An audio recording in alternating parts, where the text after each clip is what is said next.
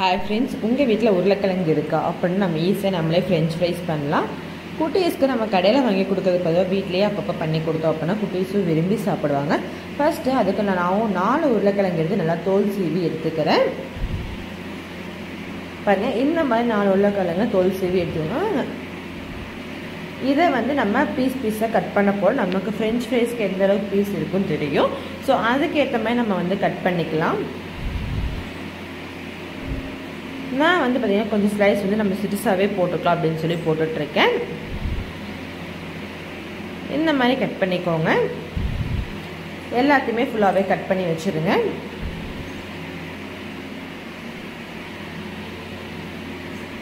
இது எல்லாமே ஒரு தண்ணி பவுலில் போட்டு நல்லா வாஷ் பண்ணிக்கலாம்.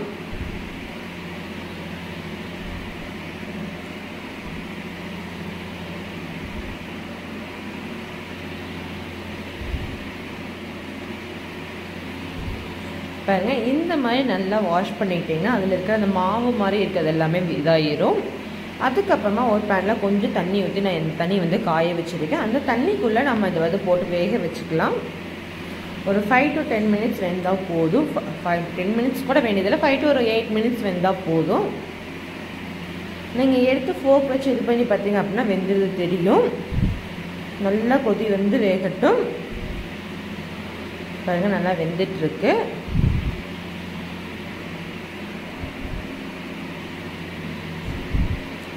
இந்த ஸ்டேஜில் வெந்ததுக்கு அப்புறமா நம்ம திருப்பியும் அதை எடுத்து ஒரு சின்ன தண்ணியில், பச்சை தண்ணியில் இருக்கிற பவுலில் போட்டுடலாம். உருளைக்கிழங்கு சூடாக இருந்தால் இதாகிடும், ரொம்ப வெந்து போயிடும். அதனால் குளிர்ந்தண்ணியில் போட்டு டைம் நல்லா வாஷ் பண்ணிக்கோங்க தண்ணி ஆறுனதுக்கப்புறமா. அதுக்கப்புறம் ஒரு வெள்ளை துணியிலே டிஷ்யூ பேப்பர்லேயே போட்டு அந்த தண்ணி எல்லாமே எடுத்துடுங்க. நான் டிஷ்யூ இல்லை அப்படிங்கன்னா வெள்ளை துணியில் போட்டு எடுத்துருக்கேன். தண்ணி எல்லாத்தையுமே எடுத்துடுங்க. பாருங்கள், தண்ணி எந்த அளவுக்கு நமக்கு அந்த ட்ரெஸ்ஸில் ஒட்டுது அப்படின்னு சொல்லிட்டு. இப்போ பார்த்திங்கன்னா ஒரு சில பீசஸ் எல்லாமே ரொம்ப வெந்துச்சு அப்படின்னா உடையறக்கும் ஆரம்பிக்கும். ஸோ ரொம்பவே மெதுவாக இது பண்ணி விடுங்க.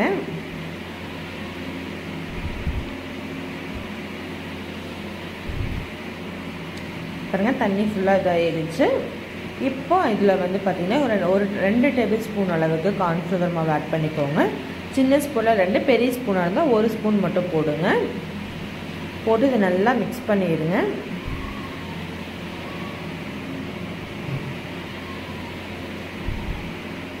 எல்லா உருளைக்கிழங்குலையுமே கார்ன்ஃப்ளவர் மாவு படுற அளவுக்கு நல்லா மிக்ஸ் பண்ணிடுங்க.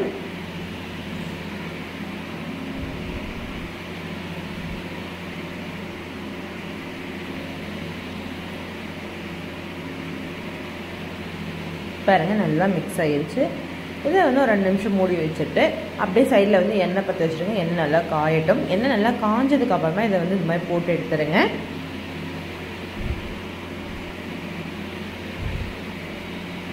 நல்லா மொறு கிறிஸ்பியாக 2 சைடுமே நல்லா ஒரு கோல்டன் ப்ரௌனில் வர அளவுக்கு நல்லா கிறிஸ்பியாக வேக வச்சுருங்க. இன்னும் நல்லா பொரிஞ்சு வரட்டும்.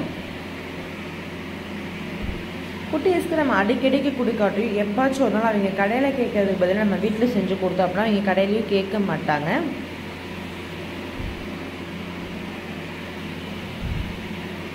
பாருங்கள், நல்லா வெந்துட்டுருக்கு. எண்ணெய் நல்லா அதுவே ஆஃப் ஆகும். அந்த கொதிப்பு அடங்கினதுக்கு அப்புறமா எடுங்க. அப்போ பார்த்திங்கன்னா நல்லா வெந்திருக்கும்.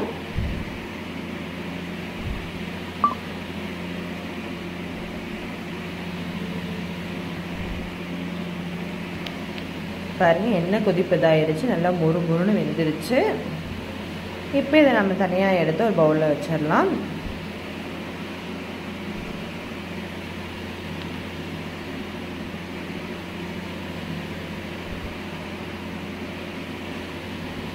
இப்போ எல்லாத்தையுமே நான் பொரிச்சு எடுத்துட்டேன். இப்போ இது கூட பார்த்திங்கன்னா லைட்டாக சால்ட் மட்டும் ஆட் பண்ணிக்கிறேன். உங்களுக்கு காரம் வேணும் அப்படின்னா மிளகாய்த்தூள் ஆட் பண்ணுங்கள். நாங்கள் காரம் வேண்டாம், குட்டீஸ் கொடுக்குறது அப்படிங்கிறதுனால நான் வெறும் சால்ட் மட்டும் ஆட் பண்ணி நல்லா மிக்ஸ் பண்ணிட்டேன். ஒரு சிலர் பார்த்திங்கன்னா இப்படியே சும்மா சாப்பிடுவாங்க, ஒரு சிலர் கிச்சப் ஆட் பண்ணி சாப்பிடுவாங்க. என்னோடய பாப்பாவுக்கு கிச்சப் பிடிக்கும் அப்படிங்கிறனால நான் கிச்சப் ஆட் பண்ணியிருக்கேன். கிச்சப் வச்சு சாப்பிட்றோம் அப்படின்னா இன்னுமே டேஸ்டியாக இருக்கும். இந்த மாதிரி ரெசிபிஸ் உங்களுக்கு வேணும் நம்ம சேனல் சப்ஸ்கிரைப் பண்ணிக்கோங்க. தேங்க்யூ.